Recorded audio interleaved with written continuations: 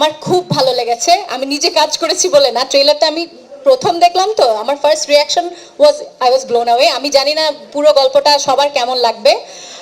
এই গল্পে অনেকগুলো এক্স ফ্যাক্টর আছে। ক্রিকেট নিয়ে একটা ওয়েব সিরিজ প্রথম হলো। আরিফ খুব নামকরা প্রযোজক হিসেবে ওকে সবাই চেনে, ওর প্রথম পরিচালনা। তারপর তাসানের প্রথম ওয়েব সিরিজ উইথ চরকি। তারপরে আমার আর অর্ষার অনেকতম ওয়েব সিরিজ, বাট আমাদের স্ক্রিন শেয়ার না হল মানে সিন শেয়ার না হলে স্ক্রিন শেয়ার করেছি আমরা। অনেকদিন পর মনোজের সাথে কাজ করেছি, মিমের সাথে, সবার সাথে, মানে অনেকের সাথেই অনেক ইটস মানে অনসম্বল কাস্টিং, তো অনেকে একসঙ্গে সবাই মিলে কাজ করেছি। একটা সবার সম্মিলিত প্রচেষ্টা আছে। আশা করি আপনাদের ভালোই লাগবে, কারণ কাজ করতে গিয়ে আমাদের খুব ভালো লেগেছে। সবাই আবারও বলছি যে ট্রেলারটা দেখুন, ট্রেলারটা শেয়ার করুন। আর আমি ওই সংবিধিবদ্ধ সতর্কীকরণ দিব না। আর থ্যাংক ইউ अगेन সবাইকে এখানে আসার জন্য। কারণ আমরা হয়তো স্ক্রিনে দেখব 7টা এপিসোড, এর পেছনে যে কত গল্প। স্ক্রিপ্ট লক হওয়ার পরে কাস্টিং লক হয়ে গেল, রিহার্সাল শুরু করে ফেললাম, হঠাৎ করে দেখা গেল যে একজন কি অ্যাক্টর উনি পড়ছেন না, আরও অ্যাক্টর জয়েন হচ্ছে, কাকে নেওয়া হবে কাস্টিংয়ে, কোনো রকমের সমস্যা হবে কিনা, অনেক ধরনের দর কষাকষির পরে we have an ensemble cast, amazing cast. I am very proud to share the screen. সবার সাথে হয়তো সিনস আমার হয়নি, কিন্তু আমি সবারই ভক্ত।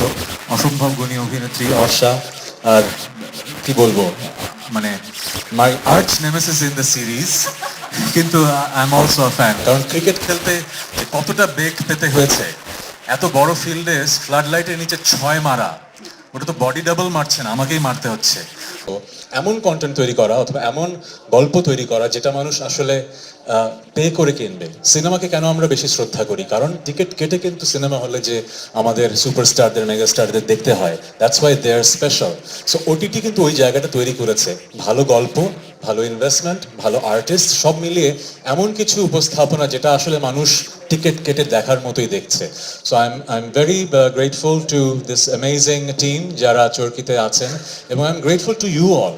আমি ধন্যবাদ জানাই আপনাদের যে বাংলাদেশি আর্টিস্টদের আপনারা কভার করছেন, বাংলাদেশি কাজকে আপনারা কভার করছেন, এবং আমাদের ইন্ডাস্ট্রি কিন্তু গ্রোথ হচ্ছে, সব দিকে গ্রোথ হচ্ছে।